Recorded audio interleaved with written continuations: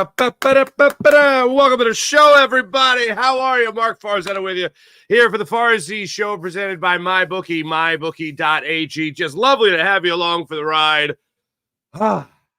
The Dallas Cowboys choked earlier in the playoffs than I thought they'd actually choke. This is why I don't believe in just being a hater. This is why I believe in being real. I even gave them I said, you know what? They're going to win one playoff game. They're going to win this game against the Packers, and then they'll choke. But no. They exceeded my expectations for choking.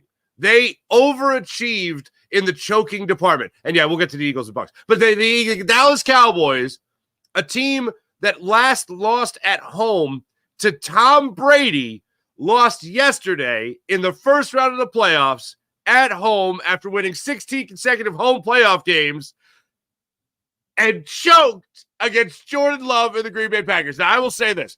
The way the Packers played yesterday, I don't know anyone else in the NFL that would beat that. Maybe the Ravens, okay? Maybe the Ravens. They played an incredible game. Jordan Love played an incredible game. We'll go over the numbers a little bit later. But if you didn't sit back on your sofa yesterday, I had a crazy weekend. I got to sit on the sofa yesterday. I got to watch, just enjoy football, and I was locked in. And the Green Bay Packers took the first drive of the game, ran the ball 8 times, went 75 yards, marching down the field, killed 8 minutes, I believe it was, and marched right into the end zone and set the tempo for the entire game. Dak threw a couple of picks in the game, a couple of great plays made by corners there. Jair Alexander yesterday was fantastic. Watching him play for the Packers was awesome. It was an incredibly it was a well-organized game plan by the Packers, first and foremost. A lot of credit to Matt LaFleur on that. And then phenomenally executed. And I'm watching this, and I'm just like, this is how you do it, kids. For all the young players at home, watch what the Packers are doing against the Cowboys, and that is a perfect game plan, perfectly executed with phenomenal quarterback play. And I know that this was talked about on the broadcast yesterday. I know people were talking about it on social media yesterday, but there were a handful of throws yesterday from Jordan Love that I'm watching it. I'm just like, that's Aaron Rodgers. That's if you squint, you're like, is that Aaron Rodgers? It's not Aaron Rodgers. No, well, that's Jordan Love. No way. Aaron Rodgers and Jordan Love are, and it's funny because Joe Flacco is probably the worst in the NFL doing this. And don't get me wrong, people that do this with great regularity are often not very good. I'll just put it that way. But if you can do this and be amazing, it's pretty incredible. Throwing off your back foot is like the first thing they tell you as a quarterback. Don't you dare throw off your back foot. Don't you throw off that back, fading away from the play, essentially. Being scared. Don't throw off your back foot. Jordan Love, Aaron Rodgers might be the best back foot throwers I've ever seen. Like Patrick Mahomes is pretty good, but Patrick Mahomes can do everything, the whole gambit. We talk about catch radius a lot. He's got the throw radius, all right? He can throw it from anywhere, any angle, any foot. He can stand on his head and throw it, whatever. Lose a piece of his helmet like he did against the Miami Dolphins in that win. Anyway, it was incredible. Watching the Cowboys choke that away and really just the score was not indicative of the type of game it was. The Packers controlled that game from jump, and we got to bask in it, and we got to see Mike McCarthy look all confused. The rollout shots that they had going to break were fantastic. My favorite one was the two little boys, right? The little boy that was the Cowboys fan that was all upset about life, and he's got his head buried, and then the Packers fan sitting right, and the other little boy sitting right next to him, whoopee, that kind of thing. All right, look at my team win, goal, we're in Dallas, a goal, your team sucks. That's how they talk. Anyway, it was absolutely incredible, and I was basking in it, and I was like, maybe this is the karma that needs to be put in the universe for the Eagles to win. Ladies and gentlemen, I'm still not picking the Eagles to win. I know in our description right there how the Eagles can win tonight. That's what I'm looking at, right? I am going to give you some reasons the Eagles could win the game. Like tomorrow when I do the show, if the Eagles win, these are the reasons they're going to win. And it's actually it's one big reason, and we'll get to some other things as well. But I just need to bask. I need to bask in the glory of the Cowboys choking and enjoy every second of it. And good God, if the Eagles do pull out the victory tonight, which again I'm not picking them to do, but anyway. If they do pull out the victory, then it really does add a lot more strength, juice to a statement I made a couple of weeks ago about how the Cowboys are just irrelevant. And I know they're never going to be irrelevant to the world, to the world of football, because it's the Cowboys and everybody cares about the Cowboys. That's why they always have so many nationally televised games. That's why they have so many primetime games. Everybody wants the Cowboys bump on their network, okay? I understand that and I acknowledge that. But as far as like a rival, like they don't do anything in the playoffs. They choke in the playoffs. That's what they do. They choke in the playoffs. So people get really excited about the Cowboys throughout the regular season, and it's like, this doesn't matter. Like, we might look at the Sixers, and I've made this comparison before. We might look at the Sixers and say, oh, wow, look at this regular season. Look at what Embiid's doing, and Maxi's great, and others, and Nick Nurse. Like, we might look at guys like that and go, oh, this is great, we're enjoying it. But for us, most Sixers fans, I think, are taking this with a grain of salt, going, oh, this is great, but you got to do it in the playoffs. Like the Cowboys, do they just spike the football at a division win? Do they just spike the football at making the playoffs? Because your bar should be a little bit higher. And no matter how many coaches you have, seems like it's not the coach, Jerry Jones. If you're looking around, be like, where's that problem? Oh, I might be the problem. But that ain't changing anytime soon, which is good for us. And yeah, I know there's reports and rumors out there about Bill Belichick going there. I would love to see it. Oh man, people are like, oh no, you don't want Bill Belichick. No, I think I kind of want Bill Belichick. Nothing says dumpster fire more to me than Jerry Jones plus Bill Belichick equals dumpster fire. Dumpster fire. And that in that dumpster is flaming bags of poo. That is the dumpster fire that it would be if Bill Belichick and Jerry Jones worked together. Oh man, that's just when I saw those rumors, I was like, of course, this is beautiful. I love it. Anyway, so the Cowboys joke. That's the bottom line. Hell of a game last night, also with the Rams and the Lions. Dan Campbell has huge testicles. He has huge testicles. 2nd and 9. It's a 1-point game. Rams are driving. 2-minute warning just hit. 2nd and 9. Rams have one timeout. Lions are facing the 2nd and 9. They throw the football. They don't try to milk a little bit more time off the clock. They throw the football. I would love to see the analytic department having meetings with Dan Campbell. All 6'5" of Dan former tight end Campbell. Like, I'll bleed for you. I'll bite your kneecaps. I may or may not put illegal powders in my coffee. Okay? I would love to see the analytical department have a conversation with Dan Campbell the way I imagine the conversations to go here in Philadelphia with Nick Sirianni, where the analytic department is like, throw the ball. And then I would imagine, and Nick Sirianni is like, I love the run. I love throwing the ball. Throw the ball more. I just throw it. And then I love the analytical department of the Lions go up to Dan Campbell and be like, you should really run the ball and milk the clock. And Dan Campbell just looks at him and goes, listen to me, you son of a... We're going to throw this football at 2nd and 9. I don't give a damn. Shades of Gabe Kapler in that voice, and I apologize. He didn't give a damn. Just like against the Cowboys, where they went for it after the penalty for the 2-point conversion. They get the penalty, they go back, still goes for the 2-point conversion. And then, of course, they get robbed. But goodness gracious, the cojones on that guy to make sure they threw that football at that point is bonkers to me. And they threw it, and they completed it, and they won the game. First playoff win for them in 32 years, which is absolutely insane. I think that was Barry Sanders' 3rd year in the NFL. That's a long time ago. And it was insane, absolutely insane to watch that game unfold the way it did. I kept on thinking we were going to see Carson Wentz take on Jared Goff, but didn't happen. Matthew Stafford would stay in the game. Cut his hand real bad. Had the shoulder issue as well, I think. Looked dazed and confused after that second hit. He was getting the brakes beat off him. I will say one thing. Sutton got away with pass interference. I had no doubt in my mind. Like, that was horrendous. Nakua got tugged towards the end of that game. He had an insane game. Puka Nakua did, but absolutely pass interference on that play. So the Eagles, they win. They head to the Motor City. let's talk about our Eagles.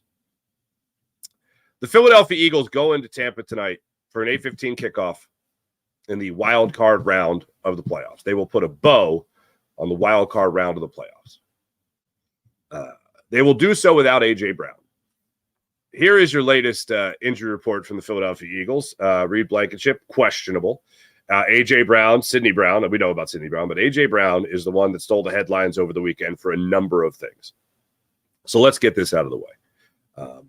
It's going to be tough, obviously, to not have A.J. Brown playing in this game. It's going to be, let's see, a team that already had trouble pulling focus, putting their players in a better position to make plays, and couldn't do it with any regularity as the season wound down, are now going out there with their best offensive weapon. Now, Jalen Hurts should be their best offensive weapon, and more on that in a second. But you see some other names on here, all of them full participants: Britton Covey, Jalen Hurts, Darius Slay, Devontae Smith, DeAndre Swift. Those guys are going to be back in it. But without A.J. Brown and this defense, it's going to be tough. The saving grace of all this is the Bucs have one of the worst secondaries in the entire NFL. Numbers-wise, you're talking about a secondary that allows, overall, points-wise, 19.1 points per game. They have the third best red zone defense in the NFL. The Eagles obviously have not been putting up points as of late, but Jalen Hurts tonight will go up against the 22nd ranked pass defense in the NFL, who have allowed the fourth most passing yards per game in the NFL. If there was going to be a game where you don't have A.J. Brown, this would be the game to not have A.J. Brown. If I had to pick a game for A.J. Brown to not be there, this would be the game. The only unfortunate thing about it, it's the first game of the playoffs, so it's kind of still a big deal. You want to have all hands on deck ready to go. I laughed out loud at some of the suggestions about people could help fill the void of A.J. Brown. And it's just like, well, what are you going to do? You have Julio Jones, and okay, Julio Jones has shown he can make some plays for you. After that, Olamide Zaccheaus? He had a touchdown against the Buccaneers back in week 3 when you beat him 25-11. I have more confidence in him than I do Quez Watkins, for instance. And when I saw this quote over the weekend, and shout out to our friends over at Eagles Nation, part of PHL Sports Nation, Philadelphia Sports Nation, enhancing your Philadelphia sports fan experience. A plug. Quez Watkins at his locker says that Jalen Hurts texted him, and he said, hey, when that phone rings, be ready to answer, meaning, hey, how about you make a play for me? Like that play you made for Marcus Mariota last week against the Giants where he actually went up and got that ball. So he says, hey, be ready when that phone rings. And Quez Watkins texts him back and said, sheet. Okay. I've been ready. Quez went on to say, that's our mindset. He's got to trust in me to go make plays, and I'm going to do that. I would never expect an athlete, especially a wide receiver in the NFL, to ever enjoy a big old piece of humble pie. I would never expect them to say anything that would hint at lacking confidence. And that right there, I've been ready, doesn't lack confidence. So he's got that go for him. The other thing he has going for him is delusion. It's absolute delusion. Dude, where does this confidence come from? Does it come from making a catch against the Giants with Marcus Mariota? Where does this come from?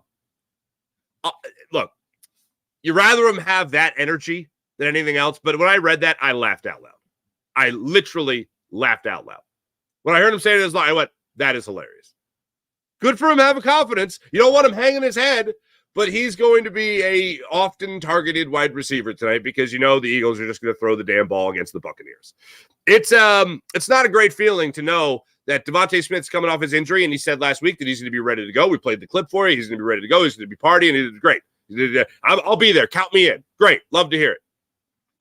But after that, Julio Jones, all right, red zone targets galore. We mentioned already that you're talking about the third best red zone defense in the NFL. Julio Jones certainly going to come up hopefully in the clutch in that scenario for this Eagles team. Olamide Zaccheaus, Devontae Smith, Dallas Goedert, and hopefully some running backs catch some footballs in this game. But Quez Watkins brimming with confidence, for whatever reason, that he's going to be ready when they make the call. Hey, I'm rooting for you, but I'm not betting on you. So let's talk about how the Eagles can possibly win this game. Now, for anyone that might look at this later, okay? For anyone that might look at this later and be like, oh, he's picking them to win. I am not picking the Eagles to win tonight. And all the beautiful juju that has been put into the air with the Cowboys losing last night, I'm really not allowing that to seep into my non-biased opinion of what's going to happen with the Eagles tonight. But if the Eagles are going to win tonight, they are going to win tonight because they're going to help out their defense by not allowing them on the football field a lot, and they're going to run the ball. It's the first thing. They're going to run the football tonight. That's how they can win this game tonight. If Jalen Hurts has 25 throws tonight, the Eagles are going to win this game. And without going over. If he has 40, forget about it. They run the football. Now, I know the first thing that's going to jump out to people here that even did 30 seconds of research on this game that might have just went to the Pro Football Reference and looked at rankings, for instance. 8th best run defense in the league is who the Eagles face tonight. So that would lend itself to say, well, they're a pretty good run defense there in Tampa. They're probably going to run the football. They're probably going to throw the football. They're a team that wants to throw the football anyway. This is more reason to throw the football. And I already mentioned you tonight, the 4th most passing yards allowed per game in the NFL, Tampa Bay Buccaneers. All the numbers point to the idea that the Eagles should throw the football tonight. The Eagles want to throw the football tonight. I would beg the Eagles not to get pass happy tonight. Couple of reasons go into that. One, I don't want Jalen Hurts and a dislocated finger throwing the ball 40 times in this football game tonight. To me, that sounds like turnovers. Jalen Hurts throwing the ball 40 times without A.J. Brown in the lineup sounds like interceptions and turnovers. That does not sound good. You know what else it sounds like? It sounds like a lot of blitzing. And the Eagles did a horrendous job trying to pick up the blitz against the Giants last week. Not great. Not exciting. Also, the Eagles, with their defense and the wide receivers they're going to be facing tonight, I'm not scared of Baker Mayfield. It's not that. It's Chris Godwin. It's Mike Evans. It's those guys going up and making plays. That's what I don't want to see tonight. But if the Eagles run the ball, milk the clock, attempt to do what the Packers did last night while they were on the road in Dallas against a team that was unbeatable at home, they controlled the game by controlling the clock, by controlling the run. They did it all by using the run game. And when their quarterback had to step up and make plays, their quarterback stepped up and made plays. So run the football is the first thing that comes to mind when it comes to what the Eagles could do to win this game. And that's the first thing. But I think the most important thing is that if the Eagles are going to win this game tonight, the number one route to doing it, the way to getting it done, has to be an incredible performance from Jalen Hurts. Now, that might sound contradictory because I just said run the football. When the quarterback is called upon to make his throws, to make his plays, he's got to be on the money. The decision-making, the situational football, all of that, and I know a lot of it comes from the sideline. But as I've said many times before, if there's one thing I learned from the Carson Wentz era in Philadelphia, it's that the quarterback can never be part of the problem. And there have been too many instances throughout this season where Jalen Hurts has been a part of the problem. Whether it's he's coached to do it or not, he decides where that football is going. When he rears back to let go of that football, to let it rip, he's deciding where that ball's going. And if he's going to put it in a spot, he's got to hit that spot. Can't have balls sail on him. Can't have balls in the dirt. Can't have misfires. Can't have misreads. Can't not understand where the blitz is coming from. Can't panic in the pocket. Can't have his immediate default be flushed out of the pocket and roll into his right. Can't do that. Not in this game tonight. You're going up against the defense that's going to allow you to have success throwing the football. No doubt. But this is a defense that is going to get after you. This is a defense that was ranked 7th in the league in sacks, 48 sacks on the season. 7th in sack yards lost as well. So they can get after it. Todd Bowles going to be throwing everything in the kitchen sink at Jalen Hurts tonight. All the more reason to be running the football, trust that run. But when push comes to shove and you got to make a play on a 3rd and 8, 3rd and 9, and you got to make that throw, it's got to be on the money. I got to walk away from this game tonight saying Jalen Hurts controlled this offense. The Eagles had a great game plan. They committed to the run. And Jalen Hurts stepped up and made throws when he needed to.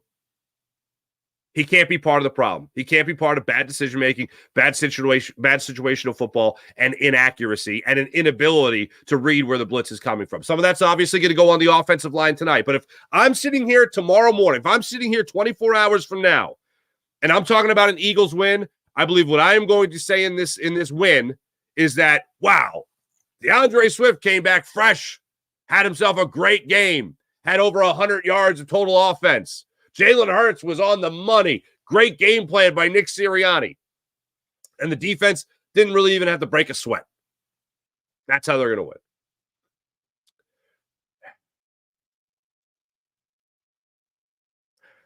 I unfortunately do not believe that the Eagles will win tonight. That's my hope of hope, that they do those things. And a couple of those things, all of them actually, sound ridiculous because we don't know the Eagles to do any of that. We know they can. We know they can run the football. With the supposed best offensive line in football, we know they can run the ball. For whatever reason, they won't. There's not a damn thing you or I can do about it. And that kind of sucks. I'm talking about committing to the run. I'm talking about Jalen Hurts having an insanely accurate and efficient game. And I'm talking about a good game plan. And keeping, the defense, the Eagles defense, keeping them off the field. Because the less I see Avonte Maddox at the safety position, and I like Avonte Maddox, I think he's better than most people give him credit for as a nickel corner. But now you're talking about the opportunity of him going there playing safety? No thanks. No thanks. So then you're rotating in, Keely Ringo going to be on your nickel corner now? Eli Rick's going to be your nickel corner now? Darius Slay's back, so Ringo, maybe they did bump him to the inside. James Bradbury not looking sharp exactly as of late. Had himself a solid game for himself when he was playing in the nickel in week 3 against the Bucs, and they did a hell of a job for themselves holding that offense to 11 points. All right, fellas, way to be. Mike Evans didn't go off in that game. Eagles, Sean Desai had himself a pretty good game plan going into that one. So this is what I'm talking about for the Eagles to win the game. I don't have confidence they're going to win the game. And here's why. It's just so many things have gone wrong for this Eagles team. I would be shocked if they won this game tonight. Even after the Cowboys game, and I'm starting to watch the Rams and by the way, Lions also went down the field really well on their opening drive, ran the ball well, controlled. That's something I haven't seen the Eagles do in quite some time. But the reasons I don't think the Eagles win tonight, unfortunately. There's just too much wrong. There has been too much that has gone wrong in the last 6 weeks of the season to give me any bit of confidence that the Eagles are going to go out there and win. Nobody's on the same page. You're losing. You don't have your best offensive weapon. You've lost 5 of those 6 games against horrible opponents, and you look like a team that has just been neutered. And people are talking about Cobb. Your quarterback is playing after dislocating his finger in the previous week. And Nick Sirianni said Saturday, I think it was, when he was addressing the media, that, oh, no, he threw the ball good. He had a good practice. I think we all had a good practice. And Jalen's tough. He's going to tough it out. I'm like, I don't want him to tough out anything. Like, I want him to be good enough and healthy enough to play. I want him to be able to grip the football. He's talking about Carson Palmer years ago had to hand off the football backhanded because of an injury he had to his finger. All right, that doesn't make it feel good. Is that what Jalen's going to have to do tonight? I don't like it.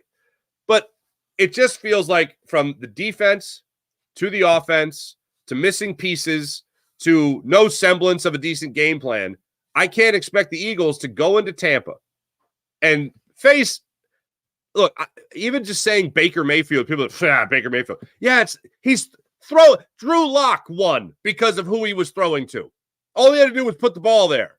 All right? Like that. Let's think about this for a second, okay? Eagles also on the road in Seattle. Drew Lock, 92-yard game-winning touchdown drive. You don't think Baker Mayfield's a better quarterback than Drew Lock? I mean, just talk about it from that perspective. Tyrod Taylor putting up games of his life against the Eagles. Yeah, now we're gonna poo-poo Baker Mayfield. Let's be real. As much as I want to be totally non-objective and totally non-biased, Baker Mayfield is a decent quarterback. He's not great by any means, but he's a decent quarterback. And he's got great wide receivers to throw the football to. Great players that will make plays for him. They got a good running game, too. They have a decent offensive line. And this defense is in turmoil. The Eagles' defense is in turmoil. There are haunting words that we've covered ad nauseum already with what's going on with this secondary. I hope to God that the Eagles are up for the challenge. I hope they're up for the challenge of overcoming A.J. Brown offensively. I hope they're up for the challenge of overcoming all the turmoil and adversity and turnover that they've had as a defense. And yes, still talking about the defensive coordinator spot.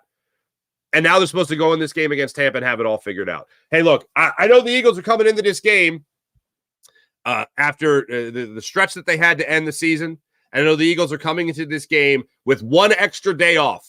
I feel like you need a month off to correct all the mistakes that the Eagles have been making as of late. When it comes to decision-making by the coaching staff, game planning, when it comes to execution, obviously, on the field, comes to getting guys 100% healthy. Where does the confidence come from that they're going to win this game? And that's where I shift to the idea of sitting here tomorrow after maybe a win, who knows, Jalen Hurts was great. The Eagles relied on their run game, and they didn't give Mike Evans too many chances to beat the brakes off you.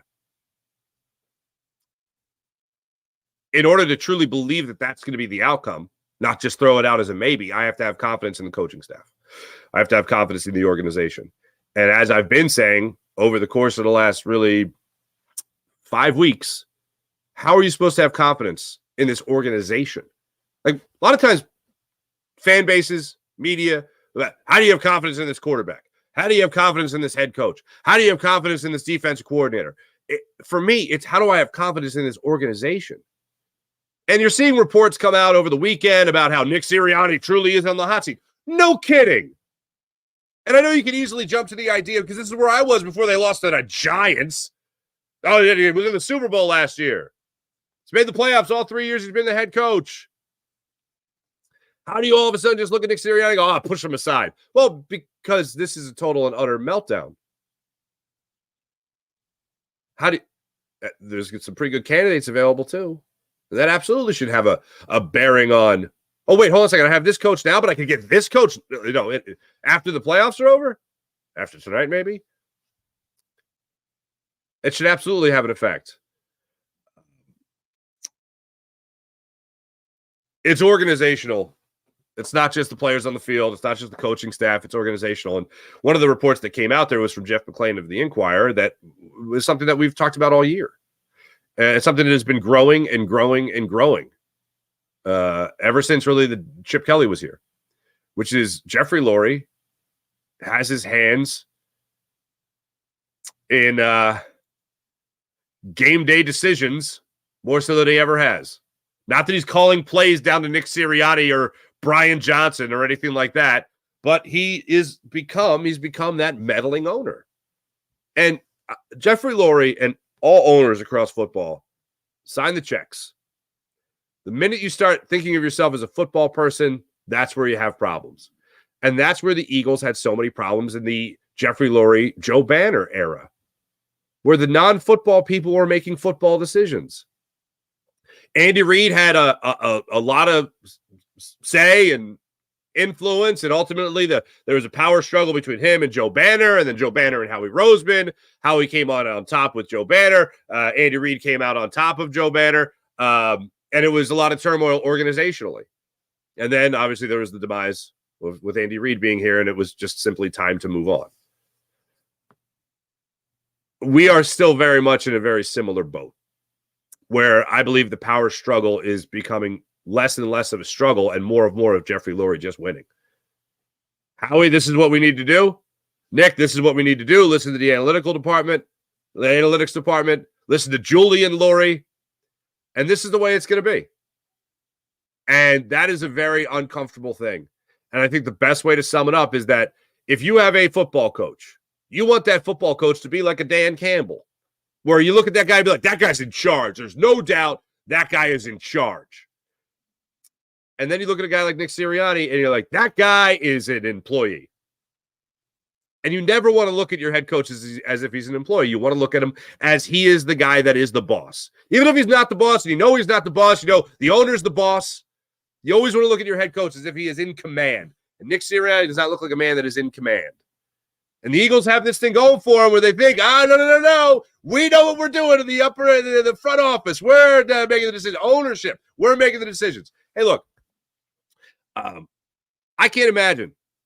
You know, I've said this before. Like I never played in the NFL. You know, Jeffrey Lurie's never played in the NFL, but Jeffrey Lurie's owned a professional football team for 25, 26 years now. That's pretty damn good. I would think if you were owning that team for that long and you're around those football minds for as long as you are, you're going to think that you know a thing or two about football. But you haven't been in it and in the trenches like those guys have. And that's why I listen to guys like Hollis Thomas. That's why I would talk to my friend Trey Thomas.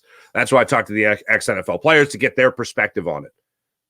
And then all of a sudden, because you sign checks for 2.5 decades, you think you know a thing or two about football. You know what? I'm sure you do.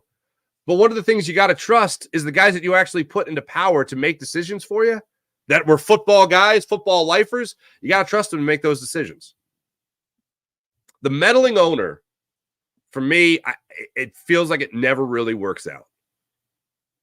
And one of the biggest reasons Doug Peterson isn't here is because that power struggle, he wanted nothing to do with. It's like, hold on a second, I'm the head coach of this football team. I won a Super Bowl with a slew of backups, and you're firing my wide receivers coach without – I just said he was going to be back, and you just fired him? That seems odd. And credit to him.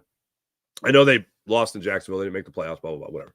But has he turned that franchise around? I think he has. It's an organizational problem that I hope the players, they take the field tonight. I hope they push all that out the window, push all that out of their brains, and they go in there, they focus, and they just win. I don't have confidence in that happening. Offensive line, and I know they didn't play the whole game, but they're coming off one of the worst games we've seen them play. Wink Martindale obviously sending blitz after blitz after blitz, and Todd Bowles going to do the same type of thing and try to get in Jalen Hurts' cage tonight, try to rattle him, try to hit him, try to force him to make quick decisions with that finger. It's going to be difficult. I can't, with all the problems that the Eagles have had going into this game, I can't look at them and say, oh, they got this. This is where the switch is flipped. God bless you if you think that switch is flipped. There's one thing that I wanted to play for you guys from Nick Sirianni's press conference. I told you he talked about Jalen Hurts and the finger was coming along in practice, threw the ball well. All right. Talking about Avonte Maddox potentially being a safety in this game tonight. He also talked about A.J. Brown. First line of questions that came out were all about A.J. Brown and where he is and who's going to be taking over for him. Here's Nick Sirianni on that. A.J., it was going to be a stretch for A.J. to play. He did everything he possibly could to get himself ready. Obviously, you all saw the reports. It's not looking like he's gonna go, but he fought like crazy to try to do everything he could do to do so, which doesn't surprise me at all about AJ. He's tough and he'd do anything for his teammates. Unfortunately, he won't be able to rip it this week. Ideally, do you want one guy to kind of fill that spot, or will it be a rotation? Yeah, no, y'all know what I'm going to say. It's going to be similar to when you asked me about Dallas or whoever else. It'll be different guys, and really excited about our guy. I mean, I think that's been a big time strength of one of our big strengths as a team is the pass catchers we have, right? And when you look at it, you think about AJ, you think about Dallas, you think about Devontae, and then you think about DeAndre, the role that he has as well. And I'm not even mentioning Julio and those guys and Quez and OZ who've made plays throughout the year as well. So excited for those guys to get a little bit more opportunity. Obviously you always miss the contributions that AJ makes. He's a phenomenal player. But really excited about the opportunity, and I know we got one reason we're in this game and in this position is because of the pass catchers we have that in addition to AJ Brown. At what point did you guys? I hope you like tight end screens because they're going to have a lot of them. They're going to have a whole boatload of those in this game tonight. I need to see DeAndre Swift catch footballs tonight. Like if you're not going to run the ball, give me the thing that everyone says. when you talk about screen games. They're extension of the run. At this point, I'll settle for an extension of the run. Jalen Hurts can't have that ball in his hand the way he did against the Giants last week. Jalen Hurts really can't have the ball in his hands the way he did in the last 6 games of the season. You need to get rid of that ball as quick as possible. It's going to be difficult for him with the finger, most likely, to grip that football and grip it in a way that he can gun it down the field 30 yards. That's going to be difficult tonight. You're also not going to have a guy like A.J. Brown who's going to be available down the field the way he was in week 3 against the Buccaneers. Quick throws. If you hate the screen game of the Eagles, the wide receiver bubble screens, if you hate the screen game with the tight end screens and all that, let's go old school, old-fashioned running back screens. Let's see that. Suck that defense in, suck that blitz in, dump it down to DeAndre Swift, who's got blockers in front of him, and see if you can break one like that. They're going to have a lot of concentration in the middle of that offensive line tonight. That D-line, those linebackers there, Todd Bowles going to be sending them like crazy. Use it to your advantage. It's the old case of let them over-pursue and exploit. So he's talking about guys that are filling in for A.J. Brown right there. The guys that we're not going to be mentioning, unfortunately, the guys that we hardly ever mention, rather, are your running backs. It's the Eagles last year with Jalen Hurts hardly ever targeted running backs. Same thing this year. It doesn't happen. They target the wide receivers. They target the tight ends when it comes to those short, quick throws. A.J. Brown, those quick slants, those are great. Those are the way of the dodo now, not just because he's out, but because they hardly trust him any way to do it. Why? I don't know. It works great. They never do it. I wish they ran those with the regularity that they ran these tight end and bubble screens. I wish they did that. It'd be a different outlook on this offense all season long. And now you're going to be facing a defense that's going to be super aggressive tonight, as you know. They're going to throw everything they have at you to try to get after Jalen Hurts.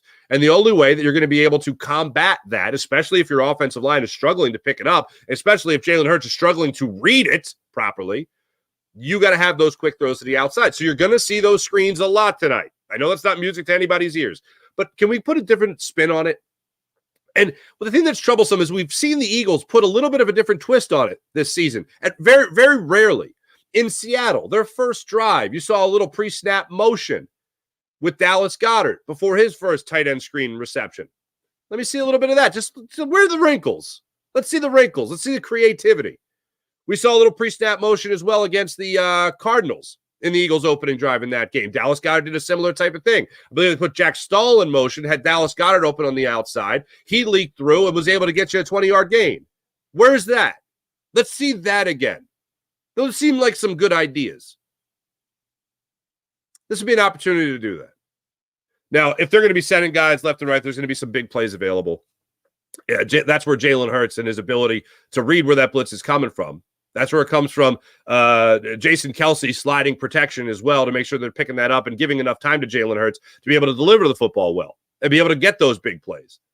But again, it all comes back to that's just one of the many problems the Eagles have been having as of late. And defensively, Josh Sweat, 9 games without a sack? Hassan Reddick being dropped back in coverage time and time again. Not exactly putting your players in the best position to make a play there. And yet this is the way the Eagles are riding into the playoffs. And you want me to have good vibes going into tonight. Not having it. Oh, here's the only thing that, in the early goings of the game, the only thing that can really make me feel like this, we really got a chance, is like Quez Watkins has a big play. First quarter, Quez Watkins has a big play. I'll start believing. Other than that, probably not. Before I get into the chat check and see how you wonderful people are doing this fine morning, a couple of things I want to get after here. Oh, A.J. Brown. I hate this, but this is the world we live in, the social media world. Is A.J. Brown now pissed off at the Eagles for ruling him out? A reporter asked a question during the press conference of Nick Sirianni saying, hey, when did you make the decision on A.J. Brown? And Nick Sirianni said, I don't think that's fair. And I think the reason the question was asked because A.J. Brown scrubbed his social media of all things Eagles. This is the internet detectives that we have become. And, at first you might laugh at it and say it means nothing, but that's a concern. That's a thought out thing. Go through your phone, delete. There's got to be something to that. And I hate that's the case, but that's where we're at. I don't know where they're at right now. I think it's after next year as he gets a big bump in salary. One of my theories about A.J. Brown as to why he wasn't talking was because he simply had nothing nice to say. He even literally said that in his press conference, in his media session. But I think if anything was going to come out, it would have come out in that 13-minute media session he had in his locker. But he was the perfect company man. That's not the coaches. It's on the players. It's on us. Coaches aren't lacing him up. Neither is Howie Roseman. Neither is Jeffrey Lurie. Neither is the analytic department. We're the players. It's on us. If you're the Eagles, you love everything he said because he played the role of team guy. Hey, be a sport here, okay? Like, that's what he did. And you know what? If you're a coach, if you're an owner, if you're in the front office, you love everything he said. If you're a player, you probably don't like it. But the theory is that A.J. Brown really wanted to go in this game, and the doctors told him no, and he's pissed off about it. Okay, then be pissed off about it. But I think it would have to be deeper than that for him to go and just delete the Eagles from his social media. That doesn't make a lot of sense to me. If anything on social media, I would love for him to say something along the lines of, can't get up for this game, unfortunately. I'm not healthy enough to play, breaks my heart, something like that. But no, just delete it. So it's got to be something. It's got to be something beyond that. Not rooting for that. I want A.J. Brown to be here for a long time. But that ain't good. That ain't good. Let me tell you about the great people at MyBookie. MyBookie.ag. Take advantage of all that MyBookie has to offer and use promo code Farsi when you sign up and create an account at MyBookie.ag. When you use promo code Farsi, you can get up to $1,000 redeemable cash bonus at MyBookie. MyBookie.ag. You want to bet on baseball? You can bet on baseball when baseball season rolls around. Not that much longer until pitchers and catchers report. Want to bet on hockey? Want to bet on basketball? How about a little Eagles action tonight when you look at the Buccaneers? What are you liking? Eagles, Bucs? What do you like tonight?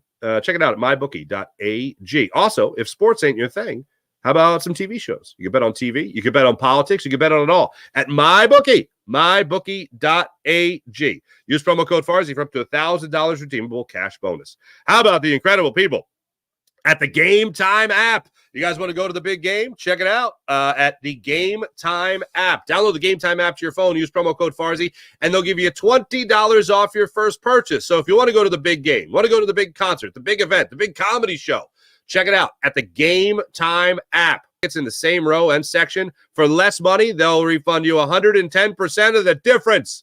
How about that at the Game Time app? You can also preview the seats before you buy them so you know the exact viewpoint and vantage point you're going to get at the Game Time app.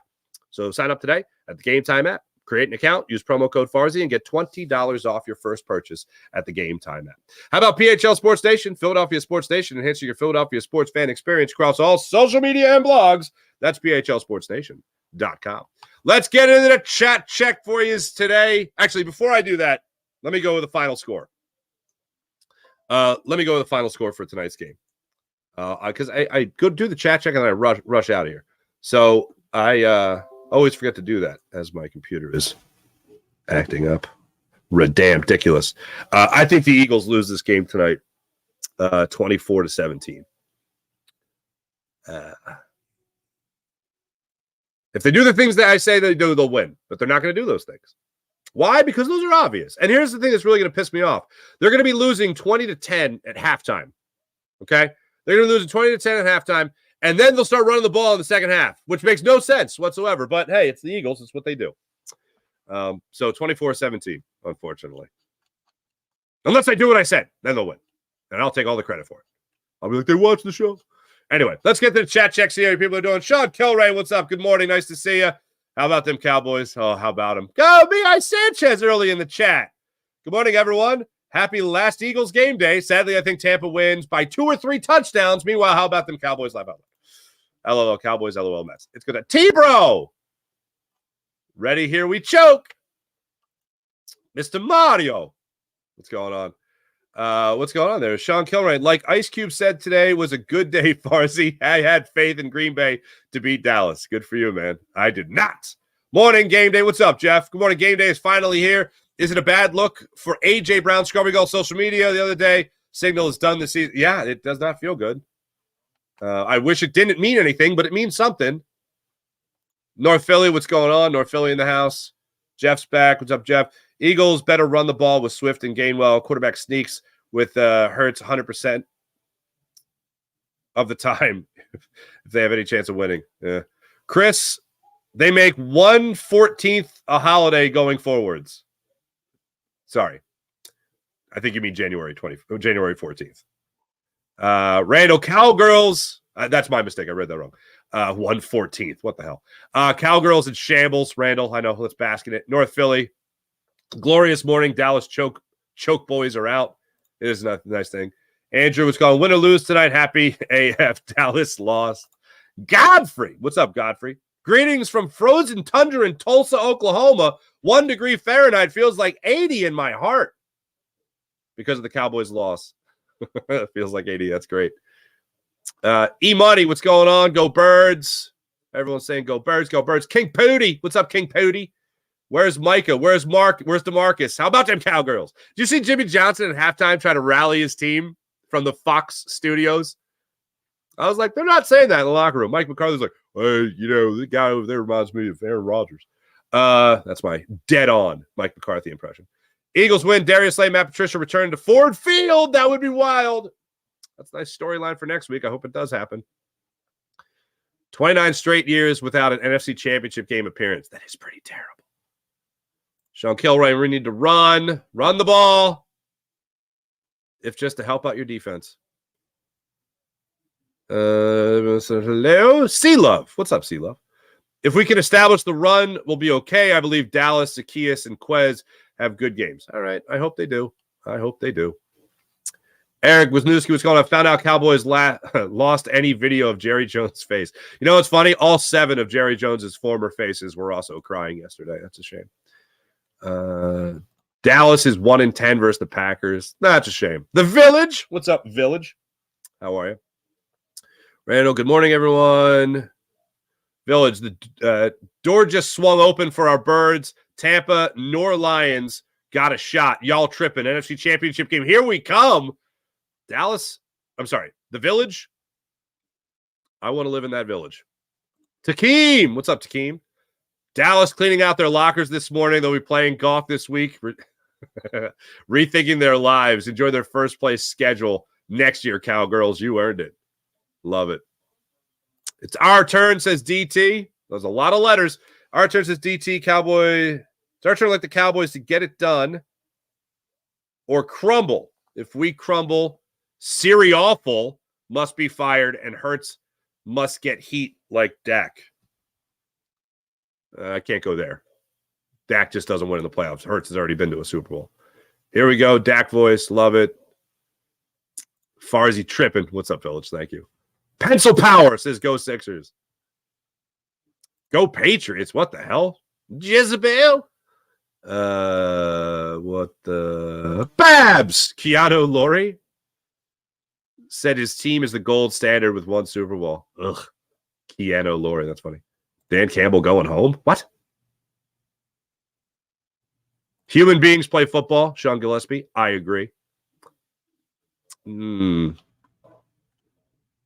what's going on? Generally speaking, not just the present at the Village.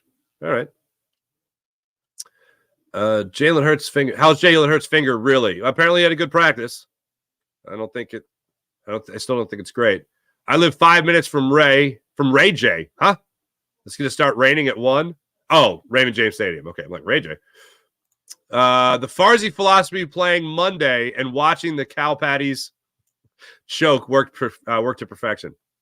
Mullet, thank you, buddy. Lost their motivation to win because they know they can't depend on the coaches. That's what it feels like. Rudderless ship, unfortunately. Thanks, everybody in the chat. You guys are great. Oh, wait, hold on. 30-17. Birds? All right, there we go. All right, we got some positivity. Sun Worshiper, great name. Coaches can teach Jalen how to read defense next season. See, I think he can read a defense. I think he just had trouble against the blitz. Eagles really need this win, says MJS. Yeah, and I hope they get it too. I hope they get it. Folks, thanks for watching. Thanks for listening. This is the Farzy Show presented by our friends at MyBookie. mybookie.ag. Take advantage of all they have to offer at mybookie.ag. Once again, I'm going 24-17. Eagles take the loss tonight, unfortunately. But hey, here's me rooting to be wrong. Jacob Media tonight. Don't miss the pregame show, 6:30 on the Jacob Media YouTube channel.